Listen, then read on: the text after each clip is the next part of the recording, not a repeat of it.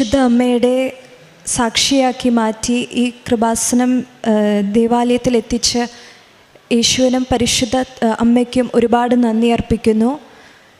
എൻ്റെ പേര് എലിസബത്ത്. ഞാൻ സെൻറ്റ് റീത്താസ് ഇടവക അങ്കമാലിയിൽ നിന്ന് വരുന്നു. ഞാൻ 2023 ഓഗസ്റ്റ് 1 ഉടമ്പടി എടുത്തത്. ഉടമ്പടി എടുക്കുന്നതിന് മുൻപ് തന്നെ അമ്മ എൻ്റെ അടുക്കൽ ഒരു സ്വപ്നത്തിൽ വന്ന് എനിക്കൊരു അനുഭവം നൽകിയിരുന്നു. അതായത് ഏകദേശം 2018-19 വർഷമാണ്. സ്വപ്നത്തിൽ ഉറങ്ങിക്കൊണ്ടിരിക്കുമ്പോൾ എൻ്റെ വീട്ടിൽ വലിയൊരു വെള്ളപ്പൊക്കം ഉണ്ടാവുകയും ഞാനും അപ്പയും അമ്മയും സ്വപ്നത്തിൽ ഇങ്ങനെയായിരുന്നു. ഞാനും അപ്പയും അമ്മയും കൂടി കൊന്ത ചൊല്ലിക്കൊണ്ട് സിറ്റ് ഔട്ടിൽ ഇരിക്കുമായിരുന്നു. അപ്പോൾ വെള്ളം ഒരു മതിൽ പോലെ സിറ്റ് ഔട്ടിൻ്റെ മുന്നിൽ കൂടെ പോകുന്നുണ്ട്. വീടിൻ്റെ ഉള്ളിലേക്ക് പ്രവേശിച്ചിട്ടില്ല. അതിൽ ഒരുപാട് ആൾക്കാരും ഒഴുകി പോകുന്നുണ്ട്. അതിൻ്റെ മേളിൽ പരിശുദ്ധ അമ്മ എനിക്ക് മാതാവിനെക്കുറിച്ച്, കൃപാസനം മാതാവിനെക്കുറിച്ച് ഞാൻ കേട്ടിട്ട് പോലും ഇല്ലാത്ത ഒരു സമയമായിരുന്നു അന്ന്. ഗ്രേ കളറിലൊരു മാതാവ് അതിൻ്റെ മേളിൽ നിൽക്കുന്നുണ്ട്. അത് ഞാൻ കണ്ടു. ഞാൻ വല്ലാണ്ട് ഭയന്ന് പേടിച്ച് സ്വപ്നത്തിൽ കരഞ്ഞുകൊണ്ടിരിക്കുകയായിരുന്നു. അപ്പോൾ അടുത്ത് കിടന്ന അമ്മ എന്നെ വിളിച്ചിട്ട് ചോദിച്ചു, എന്താണെന്ന് ചോദിച്ചു. അപ്പോൾ ഞാൻ ഈ സ്വപ്നം പറഞ്ഞു. അത് കഴിഞ്ഞ് അത് പോയി. പിന്നെ പിറ്റേ ആഴ്ച അമ്മയുടെ വീട് ചേർത്തലയാണ്. എൻ്റെ അമ്മ വീട്ടിലേക്ക് വരുന്ന സമയത്ത് അമ്മച്ചി പറഞ്ഞു, ഇങ്ങനെ ഇവിടെ അടുത്ത് കൃപാസനം ഒരു പള്ളിയുണ്ട്, അപ്പോൾ അവിടെ മാതാവിൻ്റെ ഒരുപാട് അത്ഭുതങ്ങൾ നടക്കുന്നുണ്ട്, അപ്പോൾ നിങ്ങൾ തിരിച്ച് പോണ വഴിക്ക് അവിടെ ഒന്ന് പോയി കയറിയിട്ട് പോയിക്കോ എന്ന് പറഞ്ഞു. അങ്ങനെ ഞങ്ങൾ ഇവിടേക്ക് വന്നു. വരുന്ന വഴി വിളക്കിൽ തൈലം ഉണ്ടായിരുന്നു. അപ്പോൾ തൈലം എടുത്ത് അമ്മ കൈകൊണ്ട് തൊട്ട് എൻ്റെ കാലിൻ്റെ അടിയിലൊരു 10-15 അരിമ്പാറ പോലെ കുരുക്കളുണ്ടായിരുന്നു. അവിടെ കുരിശ് വരച്ച് തന്നു. അതിനുശേഷം ഞങ്ങൾ ഈ ദേവാലയത്തിലേക്ക് കയറി. ഞാൻ ഇവിടെ വന്ന് മുട്ടുകുത്തിയപ്പോൾ നേരെ നോക്കിയപ്പോഴാണ് കാണുന്നത്, ഞാൻ സ്വപ്നത്തിൽ കണ്ട അതേ മാതാവാണ് ഇവിടെ ഈ ഫോട്ടോയിൽ ഉണ്ടായിരുന്നത്. അതേ ഗ്രേ കളർ മാതാവും ഞാൻ കണ്ട പോലെ തന്നെ വെള്ളത്തിന് മേളിൽ നിൽക്കുന്ന രൂപമായിരുന്നു. അപ്പം ഞാൻ അമ്മയടുത്ത് പറഞ്ഞു, അമ്മ ഈ മാതാവിനെയാണ് ഞാൻ സ്വപ്നത്തിൽ കണ്ടത്. ഈ ഒരു വലിയ അനുഭവം മാതാവിനെ എനിക്ക് അറിയില്ലായിരുന്ന സമയത്ത് നൽകിയ അമ്മയ്ക്ക് ഞാൻ ഒരുപാട് നന്ദി അർപ്പിക്കുന്നു. അതിനുശേഷം ഇവിടെ നിന്ന് ഞാൻ പോയി ഒരു 2-3 ദിവസത്തിനുള്ളിൽ കാലിലുണ്ടായിരുന്ന ആ അരിമ്പാറ അത് മുഴുവനായി മാറി, ഫുൾ ക്ലിയറായി. അത് കഴിഞ്ഞ് പിന്നീട് ഒരിക്കൽ ഇതുപോലെ തന്നെ കയ്യിൽ റൈറ്റ് ഹാൻഡിൽ ചൂണ്ടുവിരലിൽ ഒരെണ്ണം മാത്രമായിട്ട് വീണ്ടും വന്നു. അത് കഴിഞ്ഞ് അതിങ്ങനെ കുറച്ച് വർഷങ്ങളായി പോയിക്കൊണ്ടിരിക്കുകയായിരുന്നു. പിന്നെ PG കഴിഞ്ഞപ്പോഴത്തേക്കും എനിക്ക് വിവാഹാലോചനയൊക്കെ വന്നു തുടങ്ങി. അപ്പോൾ എൻ്റെ അപ്പ 2022 ഇവിടെ വന്ന് ഉടമ്പടി എടുത്തു, സെപ്റ്റംബർ മാസം. അപ്പോൾ അതിലെ മെയിൻ നിയോഗം എനിക്ക് നല്ലൊരു ജീവിത പങ്കാളിയെ ലഭിക്കാൻ വേണ്ടിയിട്ടായിരുന്നു. അതിനുശേഷം അമ്മ ഇവിടെ വന്നിട്ട് എനിക്കൊരു ജപമാല വാങ്ങിച്ചിട്ടാണ്, 2-3 ജപമാല വാങ്ങിച്ചിട്ട് വീട്ടിലേക്ക് വന്നത്. എന്നാൽ അത് ആദ്യം എനിക്ക് തന്നിരുന്നില്ല. ഞാൻ എന്നും ജപമാല കൈ പിടിച്ചുകൊണ്ട് നടക്കുന്ന ഒരു വ്യക്തിയാണ്. ഞാൻ ഉപയോഗിച്ചുകൊണ്ടിരുന്ന ജപമാല കാണാണ്ടായി. ആദ്യത്തെ ജപമാല കാണാണ്ടായി. ഞാൻ പുതിയത് വേറൊരെണ്ണം എടുത്തു. 2ാമത്തെ ദിവസം 2ാമത്തെ ജപമാല കാണാണ്ടായി. പിന്നെ 3ാമത്തെ ദിവസം ഞാൻ ഇൻറ്റേൺഷിപ്പിന് പോകാനായിട്ട് നിന്നപ്പോൾ ഞാൻ അമ്മയടുത്ത് എനിക്കൊരു ജപമാല തരുമെന്ന് ചോദിച്ചു. അമ്മ എനിക്ക് ഇവിടെ നിന്ന് കൃപാസനത്തിൽ നിന്ന് വാങ്ങിച്ച ജപമാലയാണ് എനിക്ക് തന്നത്. ഞാൻ ആ ജപമാല കൊണ്ട് 2-3 ദിവസം ജപമാല എത്തിച്ചു. അപ്പോഴത്തേക്കും എനിക്ക് കയ്യിൽ വന്നിരുന്ന ആ ഒരു അരിമ്പാറ കൂടി മാറി. അപ്പോൾ എനിക്കത് ഉറപ്പായി, കാലിലേ മാറിയത് കൃപാസനം അമ്മയുടെ അനുഗ്രഹം കൊണ്ട് തന്നെയാണെന്ന് എനിക്ക് ഉറപ്പ് വരുത്തി. അങ്ങനെ ഇൻറ്റേൺഷിപ്പ് കഴിഞ്ഞപ്പോഴത്തേക്കും കാര്യമായ രീതിയിൽ വിവാഹാലോചന മുന്നോട്ട് പോയിക്കൊണ്ടിരിക്കുകയായിരുന്നു. 2-3 പേരെയൊക്കെ കണ്ടു.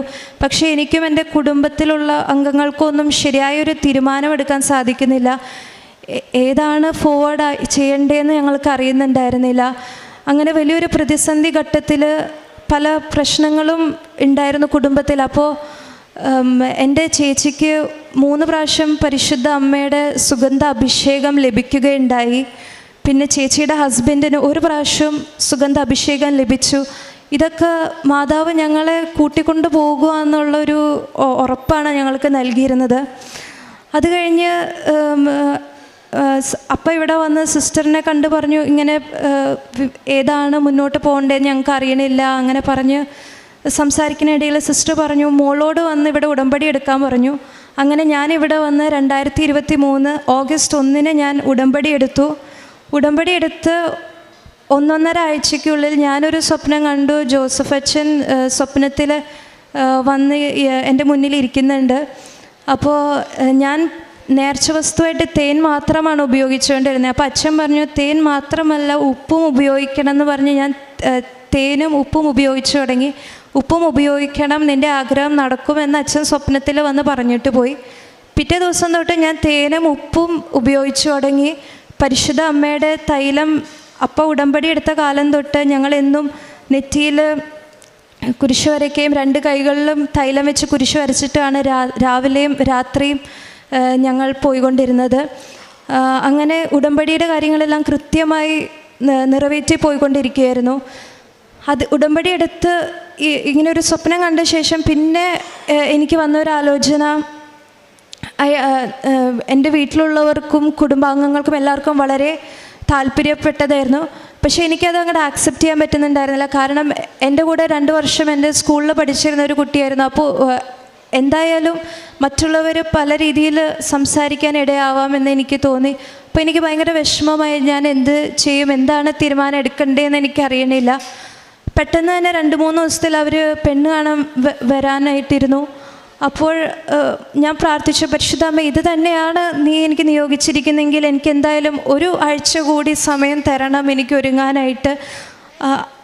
അപ്പോൾ പിറ്റേ ദിവസം തന്നെ എൻ്റെ ഹസ്ബൻഡിൻ്റെ ഫാദർ വിളിച്ച് പറഞ്ഞു, 1 ആഴ്ച കൂടി, ഈ ഞായറാഴ്ചയല്ല അത് കഴിഞ്ഞിട്ടുള്ള ഞായറാഴ്ച ഞങ്ങൾക്ക് വരാൻ സാധിക്കുകയുള്ളൂ ഒരു പ്രത്യേക കാരണത്താൽ എന്ന് പറഞ്ഞു.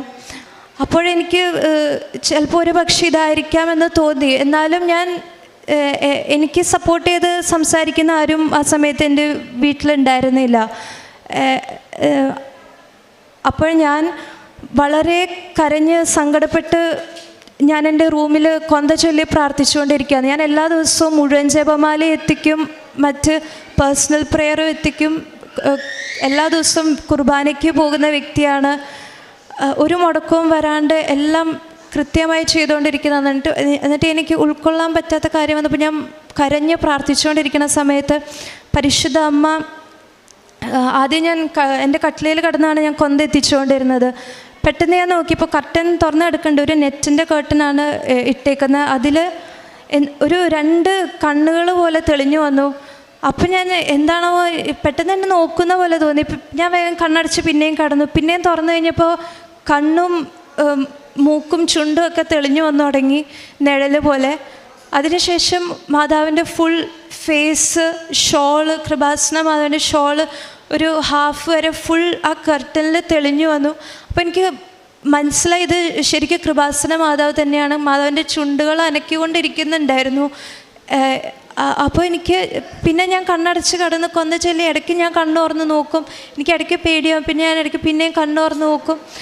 ഏകദേശം ഒരു 10-15 മിനിറ്റ് അങ്ങനെ മാതാവ് എൻ്റെ റൂമിൽ കർട്ടനിൽ വന്ന് തെളിഞ്ഞ് നിൽക്കുന്നുണ്ടായിരുന്നു. അതെനിക്ക് വലിയൊരു അടയാളമായിട്ടാണ് പരിശുദ്ധ അമ്മ തന്നത്. അത് കഴിഞ്ഞ് 21-ാം തീയതിയാണ് പരിശുദ്ധ അമ്മ ഇങ്ങനെയൊരു തെളിഞ്ഞ് വന്നത്. 24-ാം തീയതിയാണ് ഞാൻ ജോസഫ് എന്ന വ്യക്തിനെ പെണ്ണ് കാണുന്നതും. ആ വിവാഹമാണ് ഏപ്രിൽ 21-ാം തീയതി 2024 നടന്നതും. ഈ ഒരു വലിയ അനുഗ്രഹം നൽകിയ പരിശുദ്ധ അമ്മയ്ക്കും തിരുക്കുമാരനും ഞാൻ 1000 നന്ദി അർപ്പിക്കുന്നു.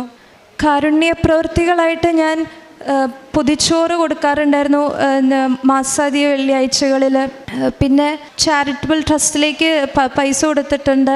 പിന്നെ ഓൾഡ് ഏജ് ഹോമിൽ സന്ദർശിക്കാൻ പോയിട്ടുണ്ട്. പിന്നെ അവരോട് കുറച്ച് സമയം ഞാൻ ചിലവഴിച്ചിട്ടുണ്ട്. പിന്നെ അവർക്ക് വേണ്ട സാധനങ്ങളും സഹായങ്ങളും പറ്റാവുന്ന രീതിയിൽ ചെയ്തിട്ടുണ്ട്.